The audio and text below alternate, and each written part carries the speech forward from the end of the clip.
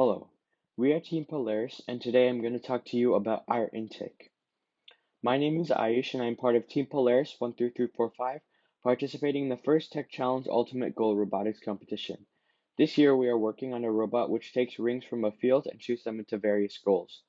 In this video, I'm going to talk to you about what ring intakes are, the different types, our intake, and how you can build your own more effectively. There are two simple criteria for intakes. An ultimate goal intake must be able to pick up rings without having the rings get stuck or jam into each other, and your intake must be able to pick up rings quickly, as you don't want to waste too much time intaking rings. Now I'm going to talk to you about types of intakes and feeding mechanisms.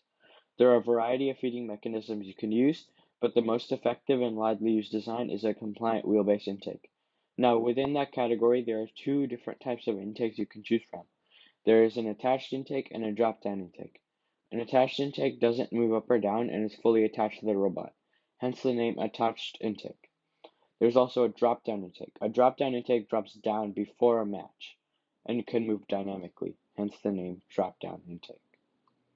An attached intake doesn't waste time getting ready to pick up rings, but it takes more space than a drop-down intake and has less reach when picking up rings on a field compared to the drop-down intake. A drop-down intake takes less space than an attached intake.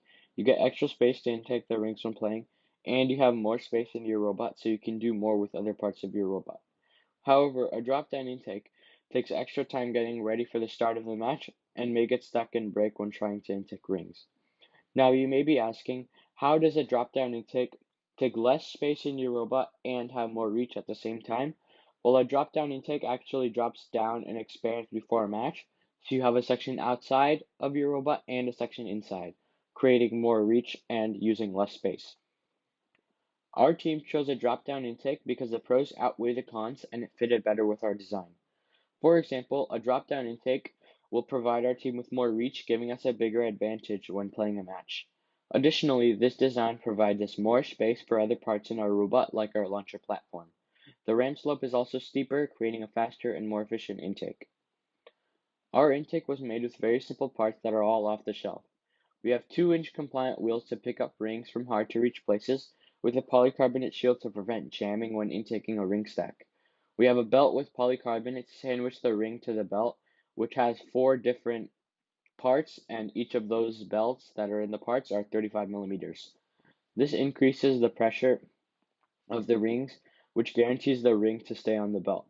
We also have compliant wheels with surgical tubing that's powered by a very quick servo attached to give the rings the last push they need to get into our launcher platform. We have 5 shafts powered by just one motor with using gears and chains. This helps us save motor ports. You can use multiple motors and make it more simple if you want. This just fitted our design better. And last but not least, we have a spring connecting the servo to the intake. The spring provides flexibility so the servo won't break when intaking the rings.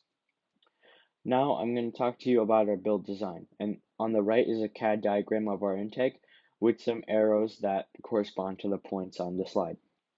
We started creating our dropdown with 2 go-build-it channels with a shaft connecting them, and compliant wheels with a polycarbonate shield and 2 gears and chains to connect them to the motor. Then we have a belt system with rev channels and 2 shafts and some belts that connect both the shafts so the rings can go into our launcher system, and some polycarbonate to put pressure on the rings so they are guaranteed to stay on our belt. We also have a servo that powers some compliant wheels with surgical tubing attached to give the rings the final push they need to get onto our shooter.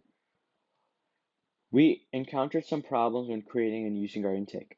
First of all, rings were getting stuck in the autonomous period when picking the 4-ring stack. This is because the compliant wheels were picking up the rings too quickly and the belt wasn't running fast enough, so the rings would get stuck in the belt and not be able to get into our launcher platform. Another problem we had was that the rings weren't going into our shooter aligned. They were slanted and then we couldn't shoot the rings. The third problem we had was we weren't getting enough range when intaking and we can only intake from the middle. Our final problem was that our initial motor didn't have enough torque to intake the rings properly, and the rings would often slip and not get into our belt system and our shooter. We fixed the jamming in the autonomous period by changing the external gear ratio from 25 teeth to 10 teeth to 40 teeth to 10 teeth, so the belt runs faster than the green wheels at the front of the intake. So when intaking the 4-ring stack, the rings won't get stuck in the intake. We also installed the polycarbonate wall to prevent rings from jamming or going in the wrong place. We fixed the shooter alignment problem by putting small, compliant wheels at the end with surgical tubing attached, which is powered by a very fast servo, to give the rings the final push they need to get into our shooter mechanism. We fixed the range problem by cutting the end of our channel at a Dropdown intake, so we didn't take from the side as well as the middle.